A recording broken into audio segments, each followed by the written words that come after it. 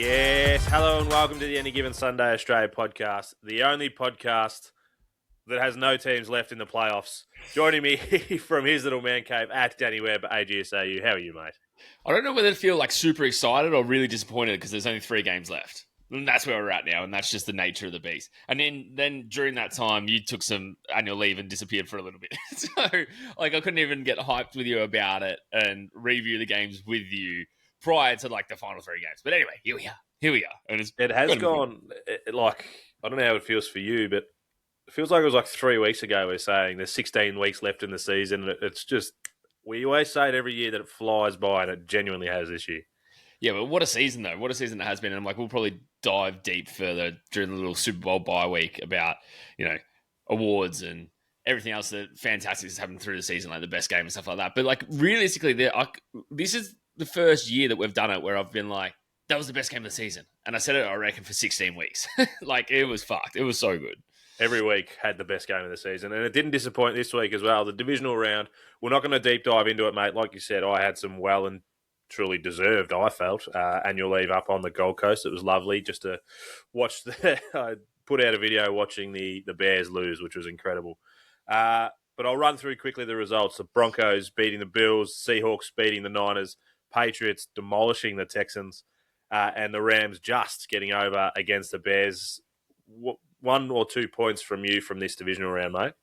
Oh, it's got to be those 2 overtime thriller games. I watched the Broncos-Bills in the Imperial, and the vibe was crazy in there. Bills Mafia were in there strong, and I just happened to be standing behind a couple of Broncos supporters, one of them wearing a Bo Kane jersey too. And No one knew that he broke his ankle, which we'll get into later in the episode, but no one knew, and he just went out there and still won in overtime. What a man. That is incredible. But then to watch that air get sucked out of a pub, and it was at 11:30 in the morning, and they had drank 20,000 pints. I had drank 20,000 pints and was having a good time. But the air just got completely sucked out of it. I was like, oh my, it was crazy. It was a crazy end. And it was just so good to be able to watch it surrounded by absolute mad NFL fans. In Australia too, I don't think people have realised just how, even since we've started, we're on season 4 now, the climb, the steady climb and just the amount of fans. Like you said, you were there at 8:30 in the morning on was that the Sunday? Yeah, on a Sunday to a full pub, people full jersey it up. It was so good. And, a couple of little fans in there, which was nice, getting recognised and having a beer with them. So, yeah, if we're ever doing a watch party or anything like that, we'll just throw it on the socials so you make sure you can come drink with us. Absolutely, we'll be doing watch parties. Next year is going to be enormous for the podcast. My favourite was obviously watching the Bears lose. It was incredible. Speaking of having the air sucked out, I think the whole stadium had the air sucked out of it when Caleb Williams lobbed up. It would have been about 50 yards, but it only counted for about 20 because he ran 25 yards backwards before he threw it. But I've just never seen a stadium so quiet after a pass before, and the Rams were extremely lucky to come away with this one in the end. What a turnaround for this Bears team. Ben Johnson made all the difference, and he went in there and he believed in that side. So Caleb Williams did have 3 interceptions in that game. You take away those 3 interceptions, that's probably the Bears game, And to go in there and to beat a Rams team with a opposing quarterback that's actually won a Super Bowl, that would have been incredible for this Bears team. But the next year's going to look strong for them. And I know you hate the Bears no tomorrow, but this is a team you can no longer doubt and no longer not be feared in your division, because they went out there against this Rams defense is good. Obviously, they got 3 picks against him, but it is a good defense and still managed to get to overtime against this game. And then Caleb Williams is doing some magic again. He's doing some Patrick Mahomes style throws, which only in the fourth quarter though. The first 3 quarters, he just gets through. The fourth quarter, he's nearly the GOAT. He's still a young quarterback, though. So I feel if he can manage to get some of that fourth quarter magic and spread it across the other 3 quarters, just even it out. That's all you need. You don't need to go out there and just dominate a fourth quarter and try and have comeback wins. It's not the way you're going to win football games. But there is hope. There is 100% hope in the Bears. And, me seeing the Bears do well is good for business. Yeah, it's not. There's a lot of Bears that have come out of the closet and they're very happy with how they're going at the moment. So, like you said, it's going to be NFC North next year. If the Packers can be anywhere where they were, I think the Lions have a rebound season. Who knows with the Vikings, whether they come back or not, but it could be a very scary division. It's a preview episode, sorry, for this week's championship games. But we do have to touch on the fact that I think it's 8 coaches or more, maybe off the top of my head, that are going to be 8 spots that are available. And we've had 4 or 5 of them already filled, but there's one that's really tickled your fancy that's going for a job. This is like, I wish Charlie was on here, and shout out to him. I don't know he's going to be listening about this, but like, imagine getting beaten by the Broncos in overtime and then deciding that it was a good idea to fire your head coach, who is incredibly successful for the Bills. Like, you compare it to other coaches out there who haven't been fired or who have, and he's sitting like smack bang at the top. Like, it was something like 66% win rate. Like, it was a crazy decision to make, and like, I get that they haven't been successful in the playoffs, and you know, the head coach is normally the first thing to fall, and the next thing you know, it'll be Josh Allen win, and that's hard enough to say. Like, you know what I mean? Like, it's gonna have to be like almost at the point of blow up. But what they've done for their head coaching interviews is like really interesting. So they've called in. I don't even think he applied. They called in Philip Rivers, and for those who don't remember who Philip Rivers is, he was the retired quarterback that was going to be a Hall of Famer, but then he decided to throw the pigskin a couple more times when they were playing, when the Colts lost Danny Dimes. So then they bring in Philip Rivers, and he was okay. He kind of got there. I really think they should have just stuck with their rookie, but anyway. So he's now gone from only ever coaching a high school football team, and I think it's only because his kid or grandkid or whatever is playing for him. He's gone from doing that to then sitting down with the Bills, and Josh Allen's sitting in on the interviews too. And like, apparently they've got a really good relationship. But any time where like a player or something has gone into a head coaching role without any other coaching experience, like, okay, you can maybe call the high school coaching experience, but like without college or pro football coaching experience, they don't do well. Hasn't gone well. They do not do well. Like, Jeff Saturday is probably the most recent one I can think of, and he won his first game, and everyone's like, wow, that was amazing. He didn't win another game after that. Yeah, he was definitely one that stood straight in off. He was pretty much off a panel on ESPN, wasn't he? He had no coaching experience at all. Was just filling the seat. He knew that. But yeah, definitely didn't go well. So, yeah, I don't know if high school, I think it's in Texas as well, like high school football. I don't know if that's enough to be like, you know what? You've got some experience.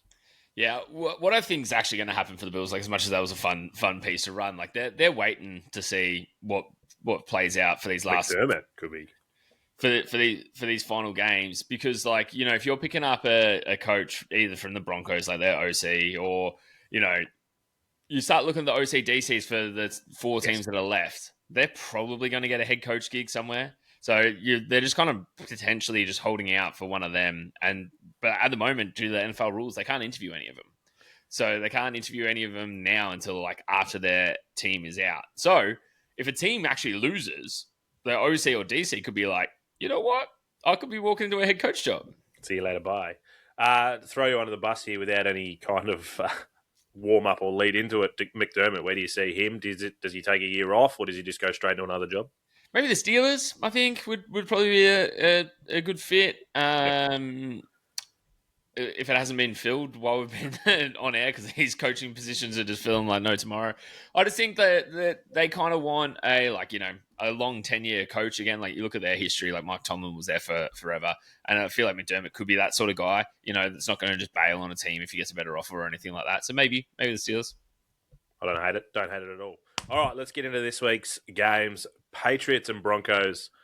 Huge game. Really, like, when I saw the news come out about Bo Nix, I was flat because I thought this was going to be an absolute cracker of a game. But the Patriots, who have been told all year that you have the easiest schedule going into it, their schedule just got easier again with backup quarterback Jarrett Stidham getting the run. I feel like this is just primed for the Patriots to walk into the Super Bowl. I'm going to completely disagree with you right from the start on this. Steady has been blowing up on the socials, right? Yes, okay, he hasn't thrown a non-preseason pass since 2023 when Russell Wilson got benched. I get it. But this QB was actually brought in by Peyton, and they were like, it was his third signing, I guess, when he went there as a head coach, and he's kept him there the whole entire time, like never let him go. he's not really a QB where, like, I don't think we're going to be worried about him, like, throwing heaps of checkdowns. Like, when he does go out there and play, like, you look at this preseason game against the Cardinals, I know it's preseason, but he did go out there and dominate and throw, like, 3 touchdowns and nearly 300 yards. Like, he is a QB that can play. And he's been interviewed early this week, and they were like, can you see this? This is the moment that could potentially change your life and your career. Like, you perform really well here. You might be a starting QB somewhere else. And he's like, I don't care about any of that. It's like, I'm playing for the Broncos. We're playing a championship game. All I'm here is to come out there and do what we need to do to win. And I love that. Love that steady composure. But he is an older QB, and he has been a backup for a very long time. But we've got to remember as well, the Broncos defense is the reason that the Broncos are where they are. They're the reason they finished number 2. Because the Broncos defense is the thing that's actually controlled this. Like, they're like number 2 defense rated overall in everything. They sack players left, right, and center. I think they had the 5th most sacks as a team in NFL history. Like, they were on track to break the record at one point, but fell away towards the back end. But yeah, and we've got to remember, this defense stopped Josh Allen and the Bills. We're talking about Josh Allen here, right? Josh Allen, we know, is a better quarterback than Drake May. Josh Allen will make better decisions throughout it, and he managed to do that in the playoffs. Like, I think this Broncos team are fully all bought in on Stidham, and I reckon they're just going to go out there and surprise a lot of people. I think a lot of people are thinking it's going to be an absolute blowout to the Patriots. I can't see it happening.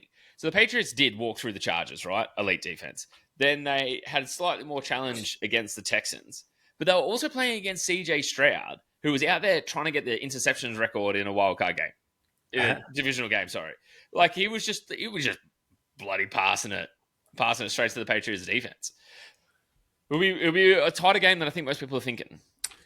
Jarrett Stidham, 4 starts, 3-1 in his starts. So you might be onto something there, but he has been a perennial backup. But your team knows better than anyone. Was it Nick Foles that come in as the backup QB in the playoffs? So, well, I think it was actually in week 14 that if we cast our minds back to, was it the 2018 season? Yeah, I think it was because he actually came in because we started Nick Foles way back when in his career. Then he became a journeyman quarterback and backing up for everyone. Carson Wentz goes down in that season, does his ACL. I think it was week 14, and then Nick Foles, he had like a few weeks to play in running, to the playoffs, where this is like, you're going in cold turkey. Like, you've only been having snaps with the second team up until this week. It is a really big ask, but I just reckon he's got to go out there and sling it. Like, what do you got to lose? Because the person who was interviewing him is 100% right. Like, this is a tryout for the rest of your career. This is the way that you step out from the shadows from being a backup QB. You got to remember as well, Tom Brady was a backup QB when he won his first Super Bowl. Like, we're talking about some big names here. He wasn't 29, though, Brady, when he started. The line, just to throw it at you, it's only 4. I expected more. Yeah, it's only 4, but it's to the Patriots, and they're away. So, like, they're a away team underdog. Overdogs? Yeah, I was like, that ain't right. But yeah, because they're playing away. They're playing in Denver, Mile High City. But they're still coming in there as the favourites. Who knows what the weather's going to be like up in Denver. Hopefully we get a snow game. I would absolutely love it. 4.5, I think it's too much. Like, I really think this is going to be a field goal sort of game. Like, Drake May and the Patriots have had the easiest run into the playoffs. And, like, they haven't really been challenged or tested that much. Mike Vrabel, though, coaching incredibly, keeping this team composure. And their run game is so strong. But if this Broncos defense stands up and, like, goes out there and sacks Drake May a bunch of times and, like, puts heaps of pressure on this offensive line, the more pressure you put on the offensive line, the less the run game is going to be successful, which is, like, something the Broncos are just going to be scheming up. Plus, Sean Payton is going to be out there creating a perfect playbook for Stiddy out there. So, you know what? Fuck your line at 4 points. I'm taking the Broncos for the win. Wow. What's that paying? I'll get that up now. I do want to throw it to you. Do you think this is, because it is Jarrett Stidham, obviously, and the Broncos having such a good defense, Patriots have a bloody good defense too. Is it going to be defense heavy? Do we go look at the unders for the total? Yeah, for sure. I'm looking at the unders for the totals. I reckon it will be probably like a 17, 20-point game sort of thing. Like, there'll be a fair few field goals out there because there's no way they're getting into the end zone a bunch of times. But yeah, I'm thinking low scoring. Yeah, mid 30s. Broncos are paying 295, and the line overs is at 42.5. Yeah, I'm taking the unders for sure. Yeah. Yeah. I do think it's going to be a very defense-heavy game. So, which we don't want. We want scoring. We like the scoring. And we'll talk about a few more bets that we got at the end of this. So you're going Broncos, not even at the line. You're going. I think the Patriots have to win this. I do love the stat. I think it's 21, 22 years that there's been either Tom Brady, Patrick Mahomes, or Patriots or Chiefs in the AFC playoff, in the AFC Championship game. It's something ridiculous now that they've just Mahomes has walked out and the Patriots have walked straight in. Oh, it is absolutely wild. Like, I'm so glad I support a team in the NFC because that'll be a really, really hard thing to do. Like, let's say you are supporting any of the other teams. Like, even look at the Bills. Like, it is a hard division out there, and these franchises are built on championships now. Like, we used to say like the grit and grind, good coaching, rah rah rah. They've got championship mentality in their blood now, both those sides. So that also has a factor in it as well. So these players that are suiting up for the Patriots know their rich history and know how important it is to that franchise to go out there and get some dubs. All right, so last one before we move on to the next game. The Patriots, like everyone has said it every week, they've had the easiest schedule. Next year, they won't have this easy of schedule, obviously finishing number one in the AFC East. Do they have to make the most of this opportunity, or is it just they had to beat who they were playing and it is what it is? They need to make the absolute most of this situation. And let's just go to a recent example that's very close to my heart. The Eagles went to the Super Bowl against the Chiefs. There was a holding call, which there shouldn't have been a holding call. And then Mahomes walks away with the Super Bowl. You look at the next year, the Eagles started out strong, but they were playing some like pretty rubbish football. Won 10 straight, then lost every other game after that. And went into playoffs and was out in the wild card because they didn't make the most of that first opportunity. They should have won. And then that off year, you can have a bit of an off year. But this is the same, looking for the same for the Patriots. Like, you go out there, you surprise a few teams, you're overperforming expectations. You need to make the most of that opportunity, get to the Super Bowl and win, go home with it. Otherwise, potentially next year, you're going to have a much, much harder year. Yeah, I do think the Patriots win. You've got the Broncos. I like this one, but $3. I'll take your $3 Broncos bet every day of the week. Rams and Seahawks. I think this one, another one, really, really tight. We've seen them twice already this season. We saw it closer game. It was 21-17 to start with. And then was it 38-35 in double overtime? Like, it was a ridiculous game in the second one. 36-37. It's close enough. Let's hope it's like that second one. Just an absolute shootout. Puka Nacua going off. JSN going off. Is this, obviously, at Seahawks gives them the advantage, surely? Yeah, at Seahawks gives them the advantage. And, you got to look at last week where the Seahawks just dominated the 49ers on both sides of the field, offensively and defensively. I know they were in there and they were banged up and it was a bloodbath, but it was almost like, make them stop. Because they just kept on piling on points. And Darnold just didn't shy away from the bright lights in that game. The Seahawks defense has not allowed a touchdown scored against them since week 17 when they played the Panthers. Whoa, didn't know that. That's a great stat. That is wild, man. If you go that far back, I can't even remember what I was doing during week 17. It sure as hell wasn't stopping touchdowns, but the Seahawks defense has been doing that this entire run. And we got to remember as well, this is the third road game in a row for the Rams. This LA team that loves playing in LA, loves playing in sunny California, have been playing road games in wintry environments for three straight games. Playing games on the road isn't easy in the NFL. Playing games on the road in Seattle is even harder because you're playing against the 12. Sam Darnold's even gone out in his latest interview and said, the 12 are the best fan base I've ever played in front of because when I'm calling a play offensively, it's dead silence. You could hear a pin drop. But then when the other team's trying to call a play, it's like, I can't even hear my own thoughts. It is so loud out there. I think the Seattle stadium is actually a really, really hard stadium to go in to play. And then you look at how well Sam Darnold has been playing. But on the flip side of that, right? So every time he's played the Rams, he has thrown the ball away. So he's had 6 total interceptions in the 2 previous matchups against the Rams.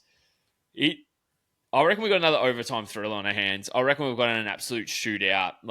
Some players to really keep an eye on is Devonta Adams. I reckon he's going to probably get a lot of the ball for the Rams. And I'm saying that because he hasn't been to a Super Bowl yet.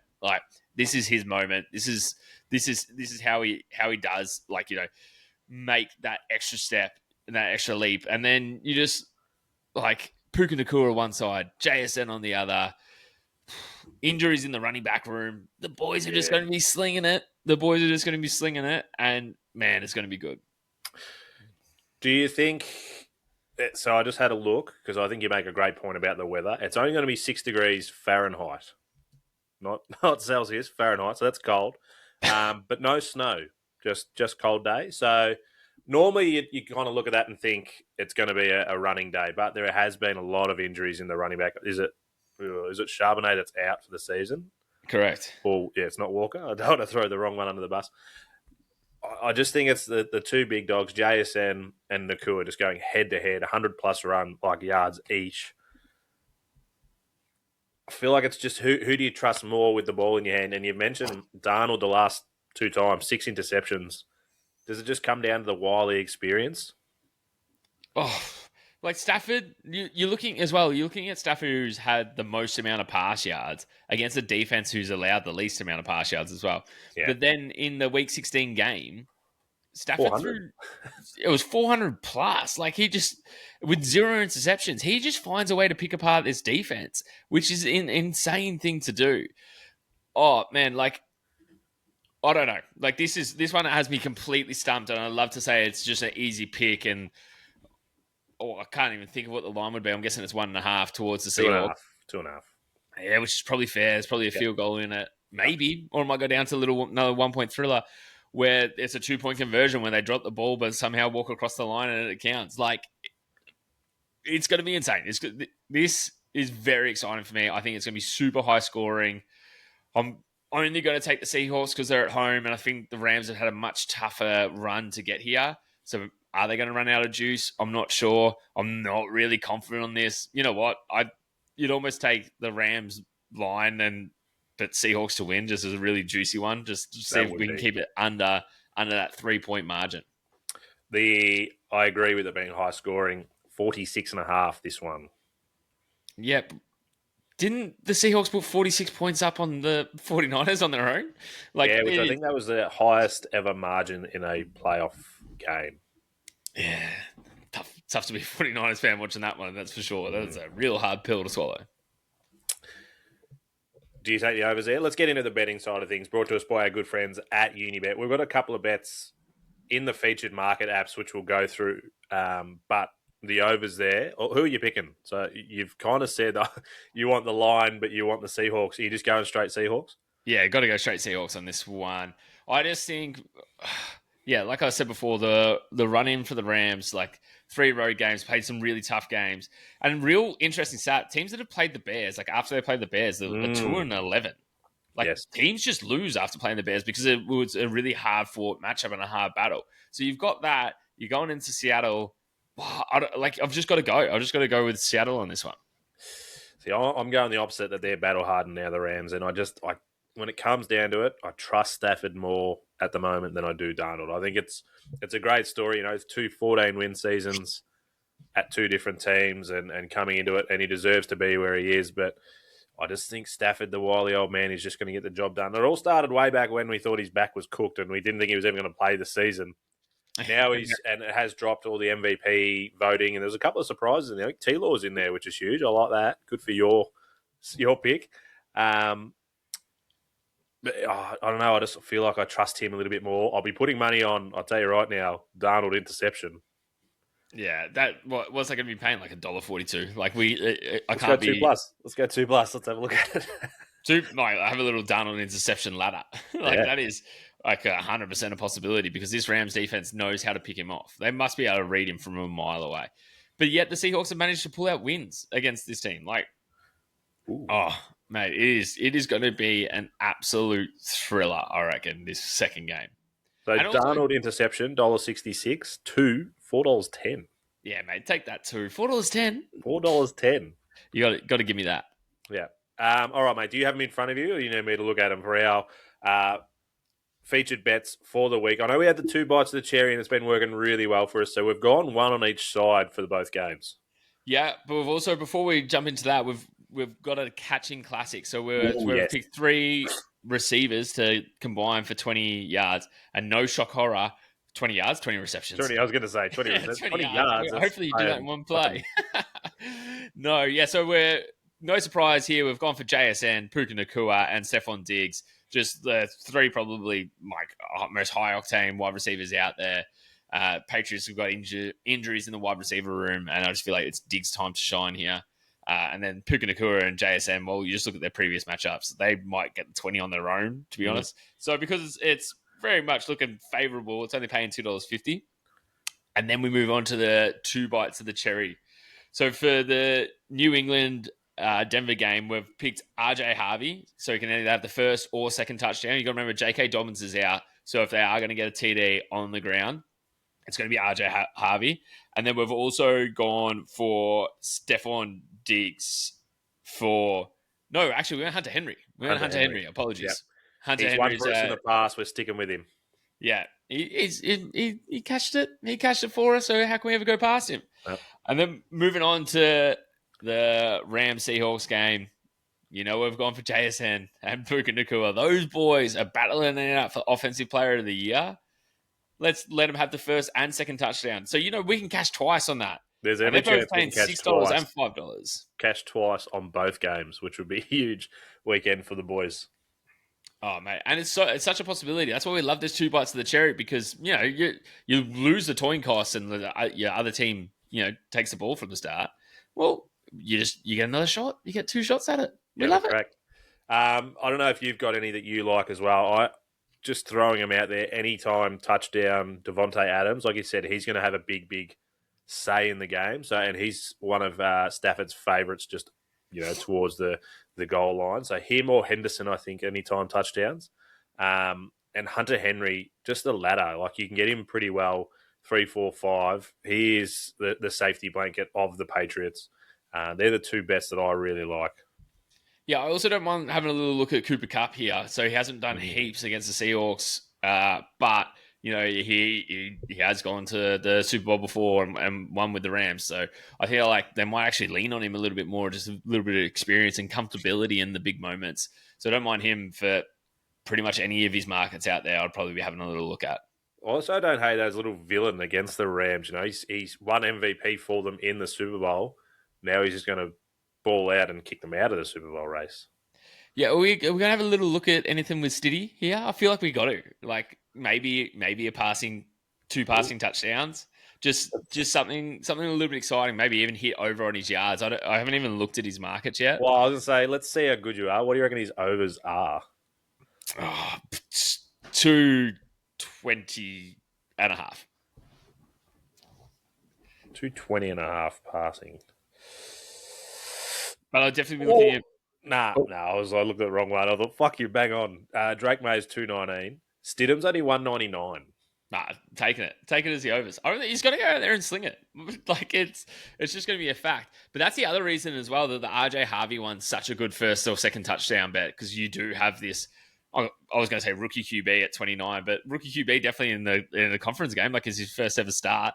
Yeah. So, well, they're both rookie QBs in the conference game. We love it. So, like, yeah, that's why that RJ Harvey 2 bites of the cherry is so juicy, and that one's paying $6 too. I do like that you say he's going to sling it around. Then looking at the 2 interceptions, $3.35 as well. Yeah, possibility. Definitely a possibility out there. We'll see. It is definitely a week where we can win some cash, but make sure you check out those unique. What am I thinking? The featured markets in the app.